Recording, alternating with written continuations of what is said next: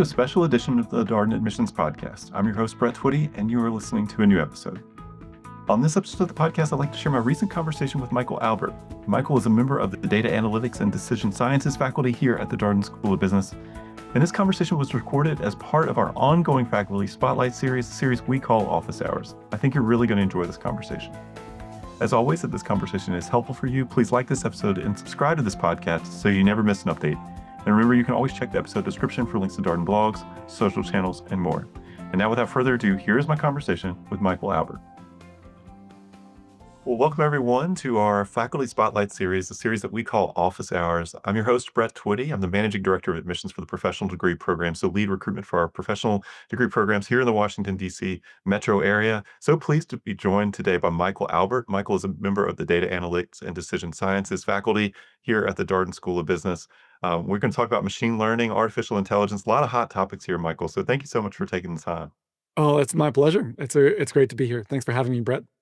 And to our attendees, thank you so much for calling in from all over the world and joining us for this conversation. This is the first in a series of conversations that we're going to host through late January. So if you're interested in hearing more from faculty, be sure to take a look at our events page. We have conversations planned for November, December, as mentioned, into January. If you do have questions for Michael as we go along, we do have a structure for this conversation. We're going to spend maybe the first 15 minutes or so talking about Michael's background and what led him to Darden. Then we're going to talk about some of the classes that he teaches and his work with the MSBA program, which is a partner program between the Darden School of Business and the McIntyre School of Commerce here at UVA. And then we're going to spend, I think, a good bulk of the conversation talking about hot topics in artificial intelligence. Not that there are any hot topics to discuss in that particular area, but we'll do our best. So if you do have questions, please feel free to put them in the Q&A as we go along here. But Michael, let's start off with a good first question. So tell us a little bit more about you. Yeah, so I'm a Virginia native, which is one of the reasons that eventually came back to UVA. But I have spent time at various universities, and I've had a somewhat non-standard kind of academic journey. So I did my PhD at Duke in the business school there. My PhD is in financial economics. But during my PhD, I developed a real passion for machine learning, and I started taking classes in the computer science department. I ended up with a master's in computer science while I was doing my PhD, and got involved in research at the intersection of machine learning and economics. And I'll talk a little bit more about what that means later. But I was fortunate enough to, as I developed this kind of new research area and this passion, I was able to spend some time in AI groups at computer science departments at UT Austin, then back at Duke in the computer science department there. Before eventually coming to Darden in about 2018 to join the Data Analytics and Decision Sciences faculty. It's been it was a bit of a winding path to get here, but it's been great to be here. And I'm curious, what sparked your interest in machine learning? What got you interested way back when? Yeah, well, so I think in economics you do a lot of modeling and prediction, and the emphasis is often on the prediction as a way to understand the world. We want to build a model to predict, not because we actually care that much about the prediction, because understanding how we're predicting tells us something about the world in which we live in, right? This is in some sense a very kind of scientific question. I think this was kind of the approach that a lot of economists really take. And a lot of my colleagues here at Darden, and my former colleagues at Duke and elsewhere, I realized that wasn't really where my passions lied. That I think, in some ways I discovered that I was a bit more of an engineer than a scientist. And, the computer science perspective, the machine learning perspective, is that prediction by itself is useful, right? Like, we care less about, understanding the world through building this model, and more about, being able to build an accurate model that then gives us power to make better decisions in kind of downstream tasks, right? That this again moves from modeling as kind of a scientific exercise to understand the world to modeling as an engineering exercise, and that I think transition that was really powerful for me. When I kind of when that I had that kind of light bulb moment sitting in a machine learning class and that was taught by the computer science department at Duke, it really kind of transformed the way I thought about research, about what I wanted to do in my own line of research. You mentioned your connection to UVA. What Mhm. ultimately brought you to Darden? Many things. First, I I've always really loved to teach. I've taught at various levels since I graduated college, from middle school, all the way up to PhD classes, and it's been a real passion for me. And one of the things that Darden is, that I knew about Darden before coming here, and I've only been confirmed by being here, is that Darden is a community of passionate teachers. The faculty are all passionate teachers. And so, there are many places I could have gone.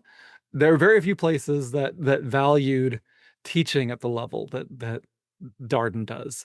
Um,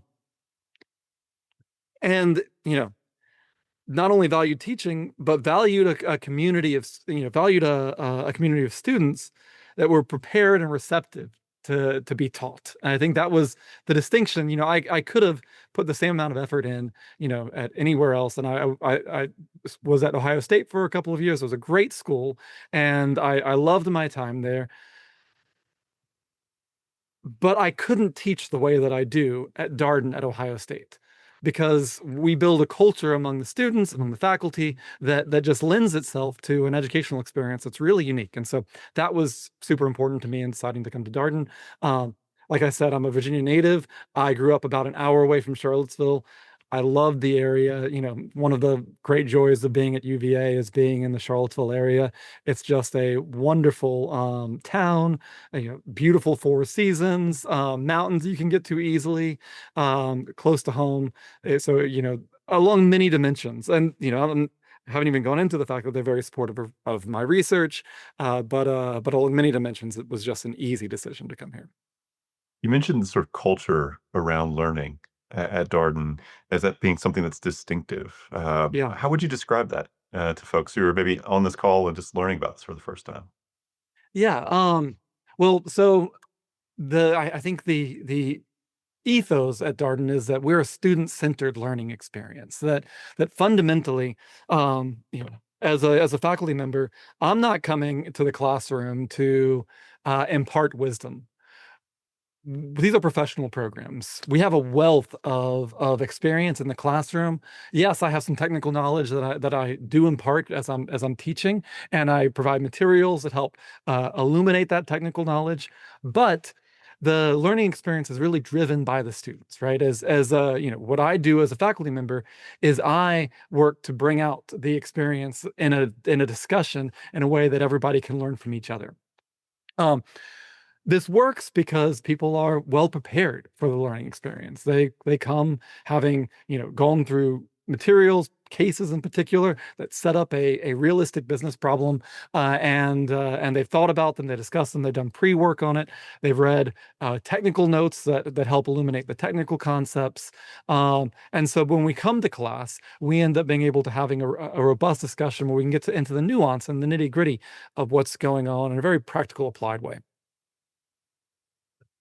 So I want to transition and talk about your research a little bit more. So your research focuses on machine learning and algorithmic techniques to automate the design of markets. I had to look at my notes on that. I just want to make sure I got it exactly right. Yeah. What exactly does that mean? Yeah, well, so let me kind of start by setting up the standard machine learning problem. And understanding how what I do differs from that, I think it helps illuminate it. So the standard machine learning problem says, here's a bunch of data. Here's something you'd like to predict, to make this concrete. Maybe you have a bunch of interactions with customers. For you're a company that has some kind of recurring relationship with customers. You've got a bunch of historical interactions with them. You know what kind of services they've bought. How often they've called customer service. Whatever else. And then you have some target variable, for example, whether or not they leave the service, what we call churn, whether or not the customers churn. and you'd like to predict whether or not a customer is likely to churn. And if you can do this, then you can do all sorts of things like preemptively offer discounts and stuff like that. So that makes sense in a lot of settings. However, there are some settings where this kind of model breaks down. Um, let's think about a pricing example. So, in here's uh, a this probably most directly applies to things like online advertising. So, in online advertising, you the same set of buyers, they enter an auction to bid on the ad that you see at the top of Google search, or the banner that you see on the top of a web page. Though those things are allocated by somebody bidding on you in particular as a user, or a set of characteristics that's communicated to these advertisers. And they submit a bid, and that this winning bid gets the ad slot. You see the ad, and if you click on it, then they pay. They can be set up in different ways, but this is the basic structure. In many of these settings, there's often only a couple of bidders, sometimes as few as one, oftentimes actually as few as one. And so the way these things are really set up is that, and these settings is that the advertising platform, Google, the website, whatever, might have to set a price. They say, okay, well, you've got to just pay 25 cents for this ad, if you'd like it to be shown. That advertiser can start to play games. I might estimate that 25 cents is a good price to charge. I might have built a complicated machine learning model to estimate that 25 cents is a good price. However, that advertiser might know that I'm trying to estimate what a good price might be, and they might play games with me to try to get that price to be lowered. So, for example, they might be perfectly happy to buy it at 25 cents, but instead they may choose not to buy the ad to try to convince me that 25 cents is too high. So then in the future, they can buy that ad for 15 cents. What's broken between the traditional setting is that there's now a strategic agent on the other side. There's somebody who can kind of manipulate the system, that can take the machine learning model and try to subvert its goals through its own intentional behavior, right? It's not a passive data set anymore. And in this case, you have to be a little bit more clever in terms of how you combine kind of the market design problem with the machine learning problem. Okay, well, I'm building out something that's going to ultimately set a price. How do I do that without, you know, messing up the learning aspect of it? That's very interesting. What got you interested in this work in particular? Was there a particular experience that you had or something that sparked this for you? Yeah, well, I, I'll share this anecdote. This is why I was a PhD student. I was quite poor at the time, and I realized it wasn't exactly gaming a market. Well, it was gaming a marketplace. It wasn't doing it in the exact way that I kind of currently frame my research questions, but I had a subscription service that I'd gotten for 1 month in order to um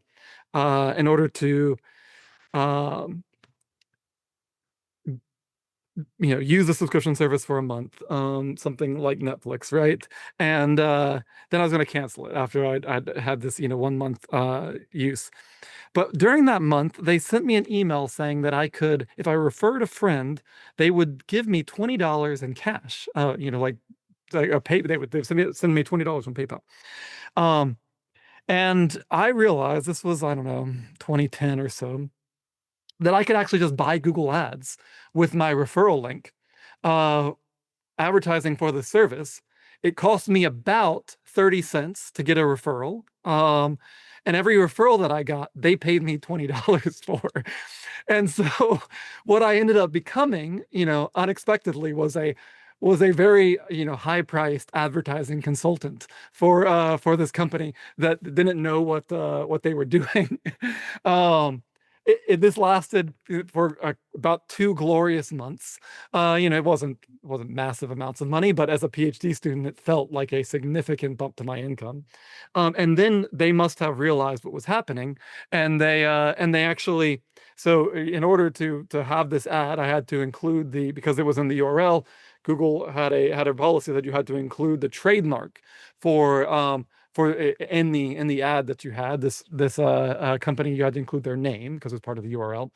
Um, and what I learned from this is that trademark owners have explicit control over what kinds of ads they can veto ads that are being shown under their trademark. And so they started vetoing my ads. They started, they shut me down. I could no longer get my ads to appear on Google search. But it gave me this insight into this, world in which, like, there are all of these kind of like, perverse incentives, right? It's a data rich, data heavy world. Um, and we, and there's all sorts of ways that things can be gamed. There's controls to try to avoid that, but they have kind of unintended consequences. And so it was that was what I think one of these early kind of illuminating moments for me. Like, oh, okay, well, there's a lot of really interesting questions in this space. Yeah, I don't anticipate that they expected someone with that $20 for a friend to then go out and advertise, in Oh that kind of no, way. Funny story. yeah, Want to talk a little bit about your work with the MSBA program. This is our MS yeah, in Business Analytics program. As I mentioned, it's a partner program between Darden and the McIntyre School of Commerce. It's 12 months. It is a program that puts students very squarely at the intersection of data science and business. What do you teach in this program? Tell us a little bit more about that. yeah. So I a good portion of my teaching allocation is to this Masters of Science in Business Analytics, and it's a great program. It's a 1 year program. Working professionals. Similar kind of in model to like our executive MBA program, um, where we have Zoom classes and times we get together on the weekends. Um, but this program is really, its focus. It's a more tightly focused program than the MBA program because it's a year long. We don't have as much time to cover kind of the breadth of material that you do in an MBA, and the real emphasis is on practical business focused analytics. So, what I teach there is I teach in the first half of the program. I teach two courses. One called Enterprise Decision Analysis, which is a course on how you make decisions under uncertainty. So, we're always going to be uncertain about the world. And the question is, how do you still make principled, effective decisions, recognizing that you don't know everything? How do you start to quantify what uncertainty looks like? How do you start to quantify what knowledge looks like? These are all questions we get to in that class. My follow-on course is called Data Analytics 1. And really it's the first course in a set of three that's really heavily focused on machine learning. So what I teach in that class is I start to teach students how to program in a programming language called Python, which is the lingua franca for data science and analytics really right now. And we go into advanced kind of predictive modeling. So, we go all the way from kind of very standard analytics tools like linear regression, if you ever heard of that, all the way up to, complicated nonlinear machine modeling tools. And as part of that, we have partnered with UVA Advancement to build predictive models for uh, donation behavior for alumni in order to help them think about how they do outreach to alumni, how they optimize the advancement process. So there's a very kind of practical hands-on component to it where we have a real client who we're really building models for and really presenting our solutions. So it combines both kind of these technical aspects with trying to figure out how to communicate the value of these technical contributions to a non-technical audience. Yeah, that's one of the things I really like about the MSBA program is when people first think about something like business analytics or data science, they're thinking about purely technical work. But the MSBA program also has this emphasis on communication and strategy and kind of Yep. understanding the business context and business purpose. And it really does position students well to be translators between the technical people and the business people to sort of sit in that middle role. And there's obviously as you talked about, each module, it's the 5 modules across the 12 months. Each one has a project deliverable that students are working on, and that project has a presentation component to it. And Yep. so you're not just getting just purely technical. There's also this layering of business and also communication and these other things. Yeah, I think that's one of the real strengths of the program. It's very tightly integrated. All the courses kind of work towards, in each module, as we call them, all the courses work towards that one project. So while I'm teaching data analytics, we have another faculty member who's teaching storytelling with data. How do you visualize data in a real compelling way and tell a story around that, right? We have another who's teaching marketing analytics, who are really, customer focused kind of marketing analytics tools that's all combined into one, cohesive final project that we deliver to a client. It's really very practical, very hands-on, very cohesive, and it's one of the great things about it. Very well said, Brett. Yeah. Well, I wanna talk about your elective too, 'cause, perhaps Mhm. some maybe people doing some advanced research, for this office hour session, which Yeah. oftentimes happens once we announce the guests. You have an elective machine learning and AI for business, and, I have to imagine that's a pretty popular elective these days. Well, it is, it's a hard elective, and so it is popular. I think it's also an elective that's stretching, which is one of the pitches that I have for that class, and I think for a graduate degree in general, and for Darden in particular, is that it's a wonderful time to stretch yourself, right? So I teach this class, machine learning and AI for business. It's an elective here at Darden, um, and a uh, you know, Darden is not it's a, the MBA program is not it's not a highly technical degree, right? We're not expecting people to come in with, computer science backgrounds. We're not expecting people to be engineers, in fact, I see a question in the chat, whether or not you need a background in computer science to work with machine learning and AI tools.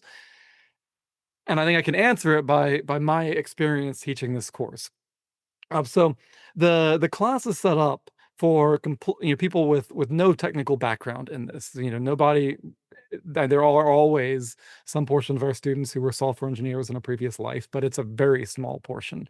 The vast majority of people in the class have never worked with any kind of programming tool, but they're enthusiastic about trying to understand the fundamentals of machine learning and AI, and more importantly, understand how those things can actually drive value. Right, the basic thesis of the class is that understanding the technical details, and at least at a high level, helps you understand the value proposition much better, right? One of the things we're seeing right now in the AI industry is that there's a lot of good marketing around AI, and maybe less, strong substance behind that marketing, right? And the goal of the class is to help students who come out of it have a much better foundation for trying to parse, okay, well, what is the actual technical contribution? Is it likely to actually drive value?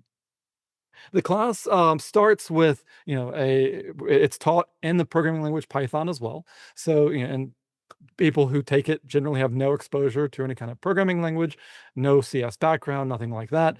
Um, but through a series of case studies, through some example code that I provide, through things like coding assistants that are, AI based, it tends to be very accessible to current, non-technical students, to students who have very little background. We go all the way from, again, the kind of, the simplest machine learning models, all the way up to talking about what it means to, you build a large language model, the things that power things like ChatGPT. We work with, structured data, things that fit into spreadsheets, kind of the normal like business data, but we also work with unstructured data. We look at images and text and audio as inputs to these modeling processes. But importantly, all the time, we're not looking at these tools as tools in and of themselves, like you might in a machine learning course in a, computer science department, or a, data science degree or something like that. The emphasis is always on, how do we solve a concrete business problem with these tools? How do we ultimately drive value with these tools? How do we make better decisions with these tools, or create a compelling product with these tools? I appreciate, hearing all of that. I was curious about the sort of non-technical people. How do they engage in this class? It's great to hear that there's a lane for them, and it's very, very accessible. Can you give us an example of a case or a simulation you work through in this course just to kinda, again, help people visualize what you're doing? Yeah, so here's an early one that we go through, and um I have this data set. It's for used cars. It's provided by Carvana, if you're familiar with Carvana, and we set up this problem, and that Carvana has to source. They're a used car dealer here in the U.S., a national used car dealer. They're an online used car dealer, and we set up this problem of, okay, well, you know, Carvana has to source high quality cars. And maybe that's more important for them. The case is set in 2013, when buying cars on the internet was even less common than it is today. And, still think many people are uncomfortable with purchasing a car on the internet, especially a used car. And so they really have to be careful in how they source cars to make sure that they don't, end up buying what we refer to as lemons or kicks, bad cars, and um, and then potentially selling them on to a customer and kind of tanking their reputation, right? Because people who buy cars online are also people who are very likely to post about their experience online, and so they can, they're exposed to a lot of reputation risk here. So they've got this, unique sourcing problem that makes it, maybe harder for them to source used cars, and they're working at a scale that's very different than kind of a traditional used car dealer. So we've got this data set, and the goal is to use this data set to predict which cars are likely to be bad, to be lemons or kicks. Um, and I have the students go through and kind of with guided code, they're able to build these complicated machine learning models. And one of the things that we get out of this is kind of what data points were most impactful for the machine learning model. I'm giving away a bit of the punchline here, so when you take my class, please act surprised. The uh, the one of the data points that is most impactful is this variable called wheel type, and specifically whether or not that data is missing in this data set. So it turns out that if this data set with this particular variable called wheel type is missing, then the car is overwhelmingly likely to be a bad buy. Um, and so it's such an important piece of data. We have to kind of wrestle with, what does this mean for our decision, right? We have this predictive model. Well, it turns out that this wheel type missing, by and large, means that the car doesn't have wheels. And that's a pretty easy thing to identify as a bad buy. And so, like, you kind of look at this model naively. So you build this nice machine learning model, and you take it and you say, okay, well, we can use it to decide which cars to buy. And if you do that, it looks like it's fantastic. Like, you have increased your margin on cars by roughly like 30%. I mean, it's a really huge lift for not a lot of work. And then you go and you say, okay, well, it turns out that these cars that we're saying not to buy, a large portion of them don't have wheels. And what if we had just told our car buyers to not buy cars without wheels, which would be something much simpler than building a machine learning model? Well, then the actual value of the model is much, much lower. I mean, it's still valuable. You're still increasing your margin by 5%, which is great when you're working at scale, right? But the entire kind of value proposition changes once you really start to understand what's happening in this machine learning model. You're digging into the data, you're understanding what the implications of that are for the business decision. All these things work together to come up with a kind of a cohesive, value proposition for the client, which if you just approached it technically, you wouldn't get. If you approached it just from a business perspective, like, you would never be able to build the model, right? Like, we really need these marriage of these kind of, ways of thinking about these problems in order to drive value for the organization. Thank you for sharing that question here in the Q&A. If people are curious and kind of just want to learn, one programming language to get some exposure here, what would you recommend? Python. I like, unless, so if you want to do analytics, or machine learning or something like that, Python is the language. If you want to do something like build web pages, that's very different, and you probably should talk to somebody else to ask about that. But if you're interested in analytics or machine learning, Python is the language to learn. It's 100%. interesting. One of the things that I've talked with Raj Venkatesan, who is a leader, one of the academic directors Mhm. of the MSBA program, as well as involved in the AI Institute at Darden. Mhm. One of the things he's noted about Python and some of these tools is they are increasingly pushing towards automation, the coding becoming less and less Yeah. important. And I'm curious to hear your thoughts about that. Do you find that to be true? Are they becoming sort of is the coding becoming less important, or is it still important for users? So I actually think, and Raj and I disagree a bit on this. I think, and I can point to some research that supports my position. Um, I think the coding is becoming more important, not less important. So I think what we are seeing is that uh, AI tools like ChatGPT or other things are able to write code relatively well.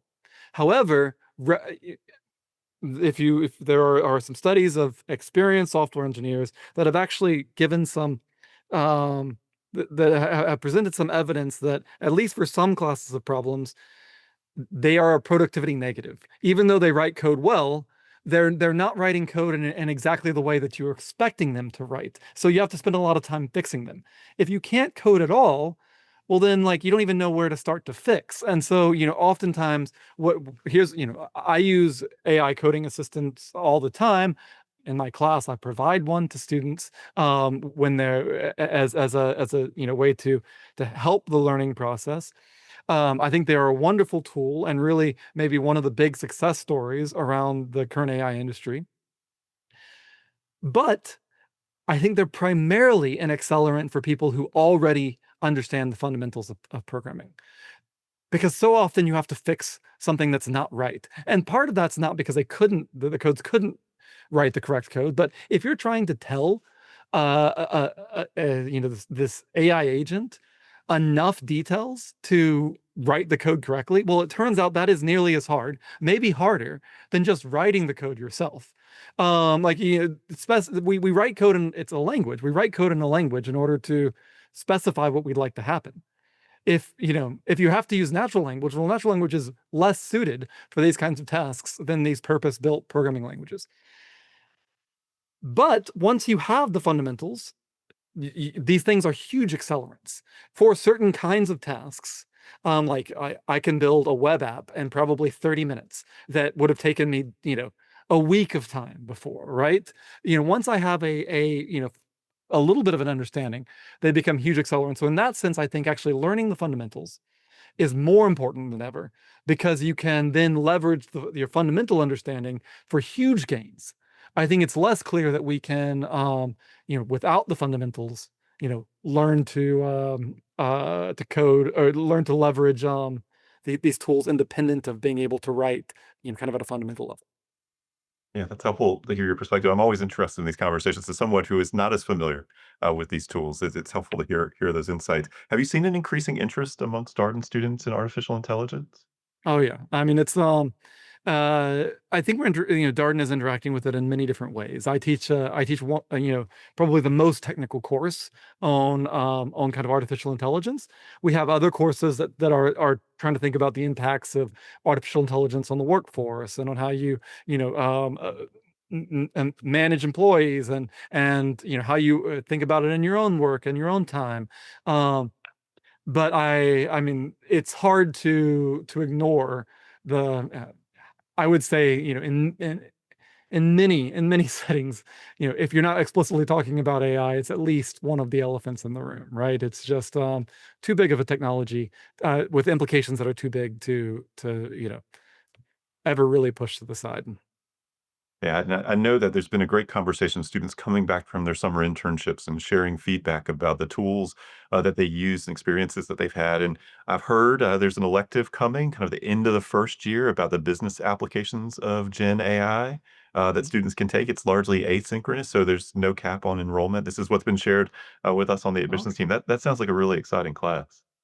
Yeah, I actually am not aware of it. Okay. So this is news to me. That's great. I think that there's so many different, you know, again, I am my thoughts on kind of the short term uh effects of AI on productivity are mixed, but long term, I think we're dealing with some profound fundamental shifts in our, global economy, and we need to be it would be unjust of us as a business school to not spend a lot of time preparing students for wrestling with these questions. Yeah, I want to ask sort of about that before we get into some more of your research. Um, Interesting conversation around some of these artificial intelligence companies. You know, Mhm. haven't yet to really turn a significant profit. The investment is significant. I think you recently had OpenAI saying need somewhere in the neighborhood of like $1 trillion worth of investment. Do you feel like these technologies are getting to a plateau? Like, where are we right now? You think on that journey? Yeah, so,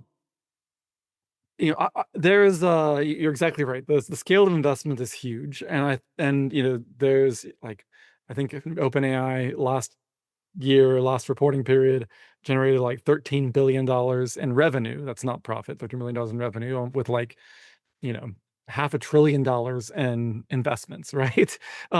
It's really asymmetric between kind of revenue and investments at this point in time. Um, I think there is some evidence that we're slowing down in the rate of progress. I actually don't think that's a surprise.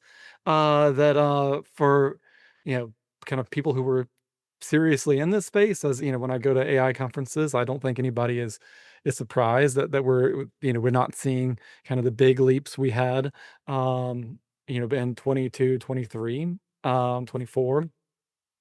There's a perception that GPT-5 was a potentially something of a flop. I think what actually, if you look at it more closely, I think a lot of that is driven by, kind of vibes, the feelings of using these models, less than the actual kind of metrics that I think are more relevant for a lot of businesses. One of the things that we're seeing models kind of shift to is much better instruction following capabilities, right? So, this allows models to basically work for longer on larger tasks because they're less likely to kind of go off script. So one of the metrics that I'm tracking is there's a research organization, METR, um, out of California, that has a series of tests they put new models through that looks at, kind of how long a model can work on a task alone, where they've calibrated these tasks for how long it takes a human to do the task. And uh, you know, maybe a year and a half ago, it was about 3 minutes. The model could work for on a task and successfully solve tasks that took humans about 3 minutes. Now, models like GPT-5 are able to solve tasks reliably that take humans, not all tasks, but a meaningful subset of tasks, reliably that take humans over an hour. And so, if you're extrapolating, and extrapolation is always a dangerous thing, there's some expectation that by the end of next year, we could have models that solve tasks that would take a human a week. And by the time you're getting to week-long tasks, like, you could start replacing, whole job functions at that point, right? Not just augmentation, but replacement. Um, and the way we're scaling now is changing. We're moving away from just training on the internet to putting these models, giving them actual problems, and then having them try to solve them, and then rewarding them when they're being solved. And this is something that requires massive amounts of compute to kind of train this way. This is actually much, much more compute intensive. So the promise is still that we're going to see, relatively large productivity gains from these AI models. And the cost is still that we actually need much more compute budgets in order to do that. It's maybe the extrapolations are wrong. And in that case, we these AI companies maybe have gotten ahead of their skis. But I certainly think there's still a reasonable possibility that these investments are well justified.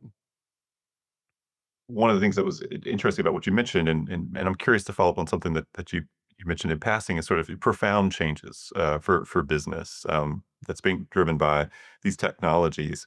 You mentioned the need for more compute. Obviously, that's capital intensive. There's environmental consequences of that as well has been discussed. You got to put all these data centers somewhere. This is a portion of our economy in the United States, at least, that seems to be still growing. But how are you thinking about this, from a business standpoint? If you're leading a company right now, what are some of the changes that you think you might have to reckon with as a result of these technologies?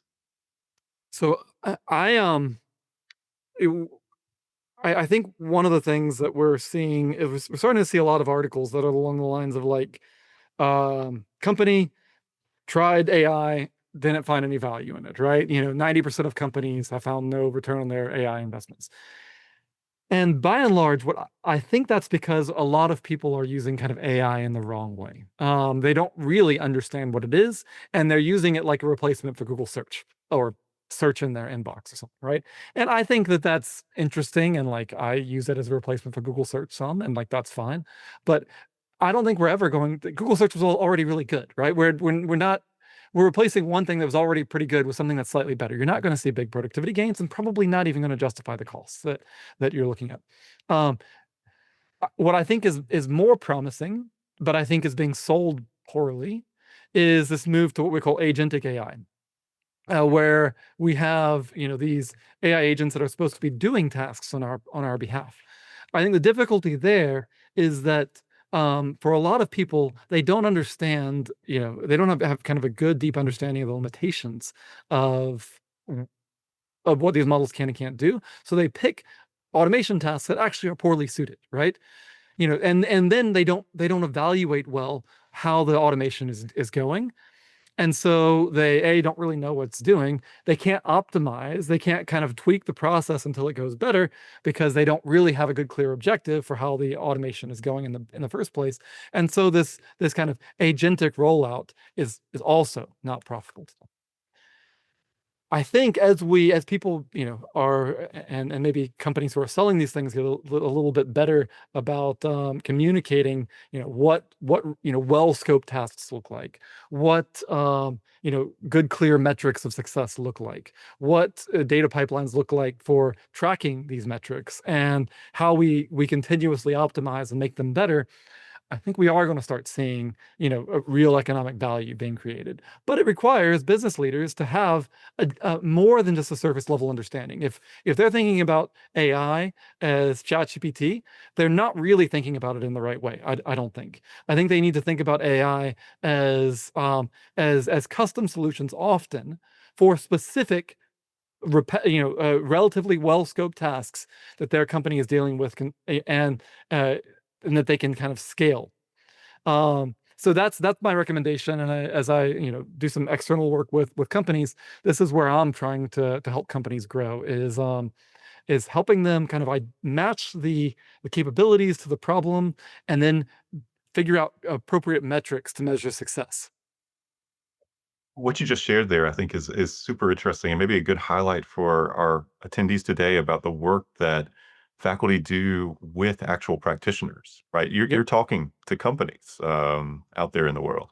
Can you tell us? I mean, obviously, you probably can't talk about the exact companies, but can you tell us a little bit more about that work? How does it come to you? How do you get involved with it? Yeah. So it's we're at a business school. It is really valuable to us to work with businesses. It turns out, that's a real benefit, not only to like it's great to work with businesses, to have that opportunity, but it informs what I do in the classroom because I get to see what companies are actually struggling with. It informs how I think about research because I get to, like solve some real problems for businesses and understand where their actual pain points are. Sometimes that leads directly to research questions that I can address. And sometimes it's just uh, a, a different way to frame, how I've been thinking about my own research. So yeah, generally speaking, most companies that I've worked with, I sign an NDA, so I can't generally talk about specifics.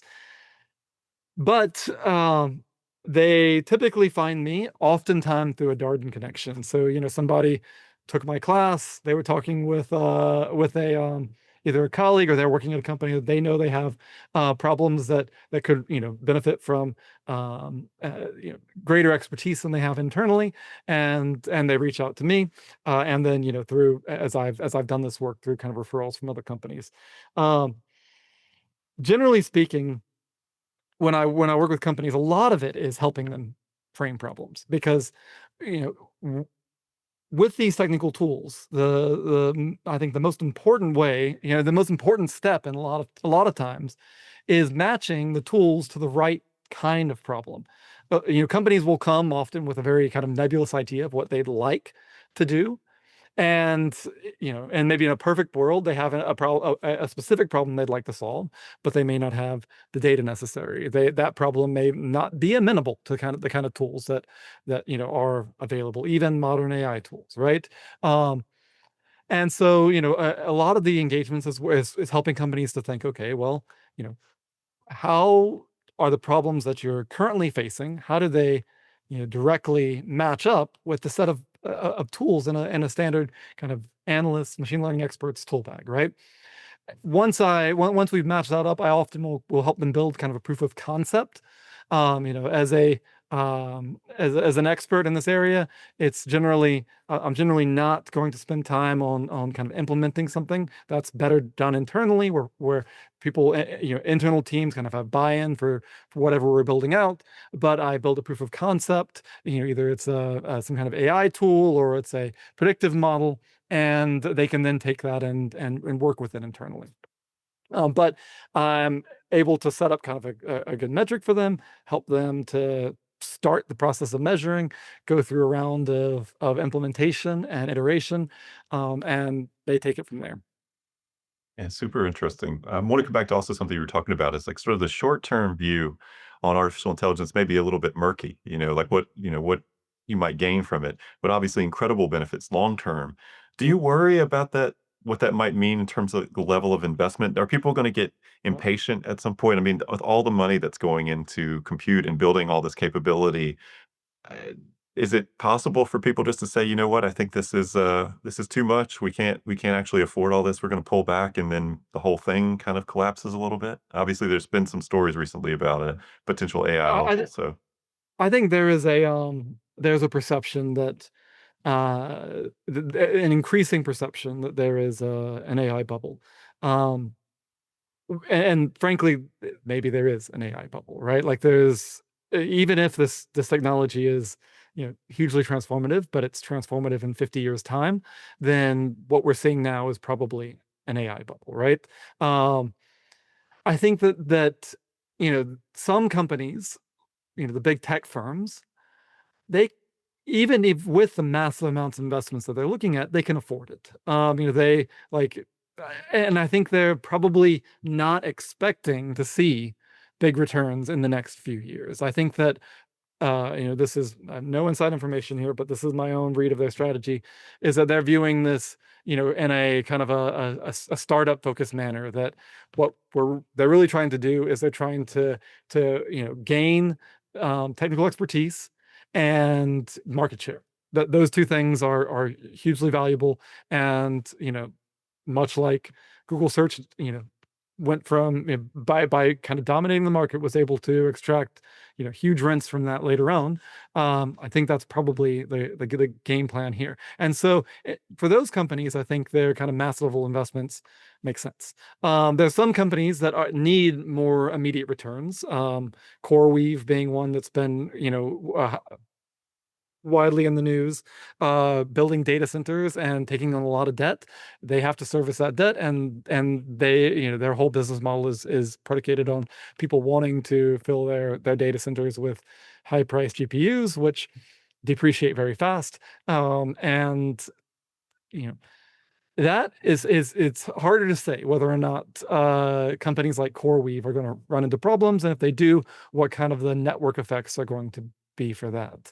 Um, my own view is that is enough value right now in compute that even if we saw, and maybe this would, it could even be a good thing in the long run for the industry. Even if we saw some pullback, we've already invested enough that like those GPUs are still going to be there. Um, we, they people may charge less to actually run code on them, which might be good for a startup community around AI, right? They're not going to turn off the GPUs. They're going to figure out some way to continue to extract value from them. Um, so, there I suspect we'll probably see some pullback in AI spending from some portion of the players, and there's probably some that won't that have gotten overly enthusiastic. But I don't think that this infrastructure spending boom is in the same level of kind of bubble as we saw with in like the dot-com era or the like the housing crash in 2008, where we had a lot of subprime lending. Even CoreWeave is actually paying a lot for its debt. Like, people understand CoreWeave is risky. They're lending to it with a high risk premium on their debt. So this is being priced into the market, the fact that these companies are risky. It's not, people aren't just throwing money at AI companies. And I think that pushes a little bit against the AI bubble narrative. But the market has whipsawed this past week. So, maybe, stocks will fall 50% over the next month, and I will regret having said this. Well, it's always tough to be making these predictions, but I do it's very much in the news, right? And it feels like Yeah. there's, very different camps. There's all kinds of positions on this. Some people that are big naysayers, doomsayers in some cases, and other people are very optimistic, and other people are sort of in the middle and skeptical. One of the things that Darden has really staked its claim to is sort of the ethical use of AI and sort of thinking, and it fits very much with the sort of view here about responsible leadership. And so, what does Yeah. ethical AI mean to you, Michael? How do you understand that? Yeah, uh I think there's a lot of components to ethical AI. I think that there is, um, you know, I think one of the things that we're seeing and that we expect to see is inequity. That if the AI boom is not a bubble, there's been huge returns to people who own capital, and I think there's at least some evidence that we're seeing people who don't own capital being kind of left behind. And so one of the questions is, okay, well, how do we as a society adjust to that kind of inequity? How do we bring people along um, with the potential prosperity that greater capabilities, greater automation, greater opportunities AI provides? Uh, so part of this is about access. Who has access to these tools? Um, who has access to use them kind of well, right? Like, we're seeing a lot of a term that's being thrown around a lot right now is AI slop and work slop, right? I think that one of the things that we're struggling with as a society is that these tools have made production of some kind of content much easier, but that content is often low quality.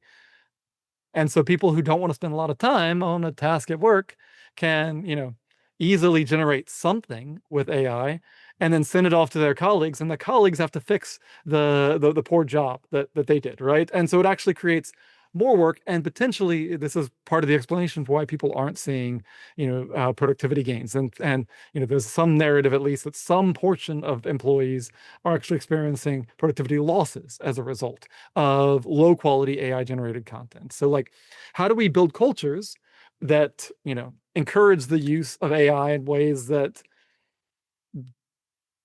actually provides value and doesn't just allow somebody to demonstrate the appearance of work while being lazy, right? Yeah, I am not an ethicist, and I would say that some of my work is very kind of like, you know, hyper rational, hyper, focused on optimization. And so these questions are ones that I love talking with my colleagues about, because we have some of the world's, leading thinkers on business ethics here. And it's really great to be able to engage with them on these kinds of topics. Um, for me, I find it to be a very challenging question, and I'm glad that we have people who are better suited to work on it. Well, thank you for indulging the question. I know it's very broad, lots of things to talk Yeah. about. We have a conference coming up in December that the Lacrosse Institute will be sponsoring it in Charlottesville. So, for folks who are in the area, they're curious about that. Consider joining us. For that, I want to close out by just talking a little bit more about one of your areas of interest, which is designing a market for data used by AI tools. And there's so much around this because how to it's obviously the conversation all about how all these large language models got trained in the first place. You have various lawsuits that have come up as a result of that. But how do you think about the data that's being used to train AI tools and designing a market for it? So this is a great follow-up to the ethics question, and frankly, I should have brought it up in response to the ethics question. I think one of the yeah, so right now, AI is just AI companies have just hoovered up a whole bunch of data from the internet to train kind of the first generation of models, and we're starting to see pushback on that. So Anthropic recently settled which with a class action lawsuit with a bunch of authors, and I can't remember the exact number, but it was something like $300 billion was the class action lawsuit payout. I mean, maybe I got that even wrong by an order of magnitude, but it was some incredibly huge number, right? But even with that, I think the actual payment to authors is something like $3,000 per book, right? It's not very much, in the grand scheme of things. You spend all this time working on a book. Well, Anthropic has uses to train their model, and maybe the model can now talk about what was in your book, and maybe people don't need to buy it, then you could easily imagine losing more than $3,000 in revenue as a consequence. Um, right now, there's really, this is just kind of the state of the world where courts are trying to figure out, is training fair use, is it not? There's other questions, not just around training, but um, companies are using like text from websites to answer specific questions. So you go to ChatGPT and you ask it a question, it'll go do a Google search, it'll read, something from somebody's blog, somebody who may have been selling ads on their blog, and who's written up about some question, come back and tell you the answer to that question. And now I don't go to that person's blog anymore and click on their blog and see the ad, and therefore they get paid due to having shown an ad, right? Um, Kind of the economic bargain that was struck in the early days of the internet, this traffic driven, advertising driven business model is kind of breaking down. And so, one of the things that I'm working on, other people are working on. There's been some really interesting new kind of a web protocol called Really Simple Licensing (RSL). It was created by the same people who created the Really Simple Syndication Protocol, or RSS, um, where you can specify that AI bots can only you know access your website if they pay you some amount per access or something. This doesn't fully solve the problem because it turns out that more than one person writes on the internet. And so oftentimes the AI bot can choose between two different websites to read. And if one website is willing to charge less, well, it's going to read that one, right? And eventually, market dynamics should drive the price of this, the access to websites very low. And so you still may not, as a content producer or somebody who's creating these websites, you still may not generate much in the way of economic benefits. And so, a recent paper that I have is currently under submission, looks at, okay, well, how do we create coalitions of data providers, of sellers, that allow us to to bid or to set prices, not just as an individual, which market forces will drive down, but allow us to set prices as a coalition, which might be more sustainable, more reflective of the actual value.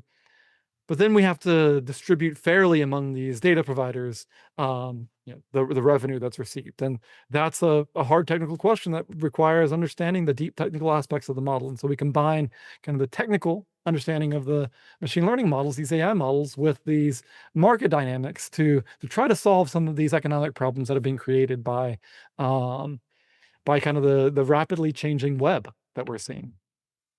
Yeah, that's super interesting because you think about the news media, right? An industry that has been totally in transformation. It's been all kinds of things happening to disrupt that business model, moving from print to online. Okay, now you're selling ads, but then all of these some of these tools come along that just basically, no one's visiting your website anymore. Not going to pay for a subscription. Maybe it just gets pulled into an AI search or that sort of thing. I mean, if you're a news organization, what are you thinking about right now? Well, so, I'm not an expert in traditional media, but my understanding is that news organizations have historically sold narrative. They've sold stories, right? Not facts.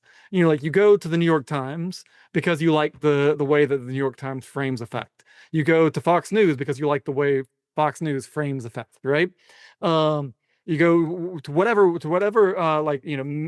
news provider, not just for facts. You can get facts all over the place, but because you're buying a narrative that goes along with that facts.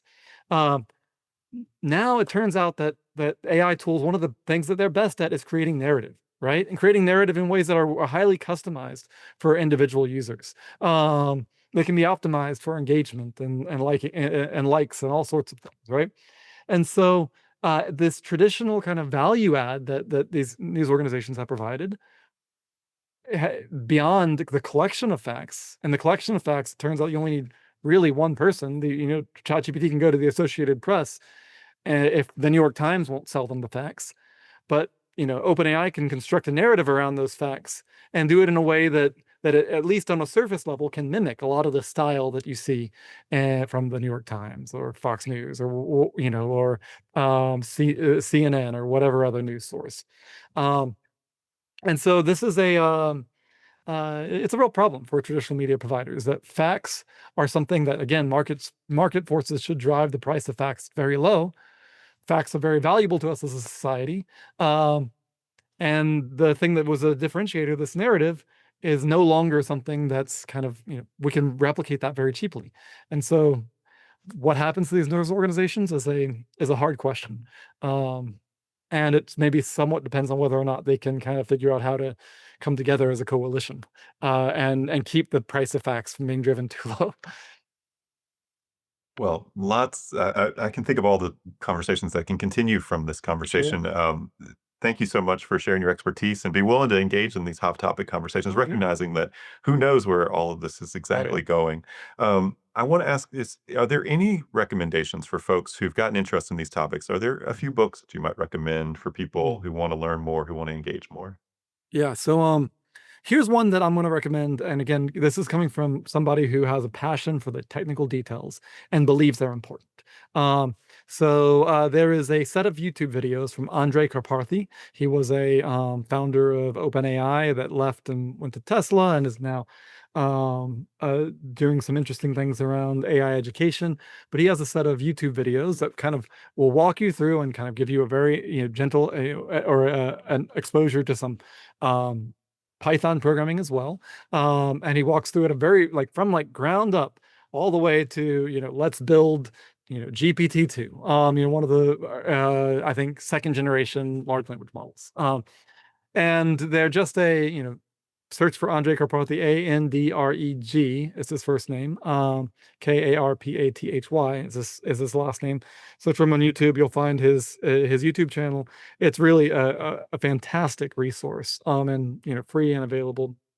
Um, the problem with recommending books is things change so quickly that it's hard to Pedro Domingo has a wonderful book that's a bit dated at this point called The Master Algorithm. It was written, I think, maybe 2015, and 2015 was a lifetime ago in this space, but it's still a very engaging kind of introduction to machine learning in general at a less technical level.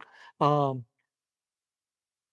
there's lots of Coursera classes around kind of intro to Python programming, or very kind of accessible things that would be good ways to kind of dip your toe into some of the technical tools that are very helpful when working in this space. I you know Engaged learners, people who are excited about this, have lots of resources available. It's one of the I think maybe back to the ethical question, one of the democratizing aspects of this technology. Well, Michael, thank you again. And to our Yeah. attendees, thank you so much for being here. These conversations I find always so interesting. It's wonderful to hear from the faculty about their areas of expertise, the research that they're doing, and you also get a few insights about the learning experience here at Oh, yeah. Darden. So join us again November 14 will be the next one of these.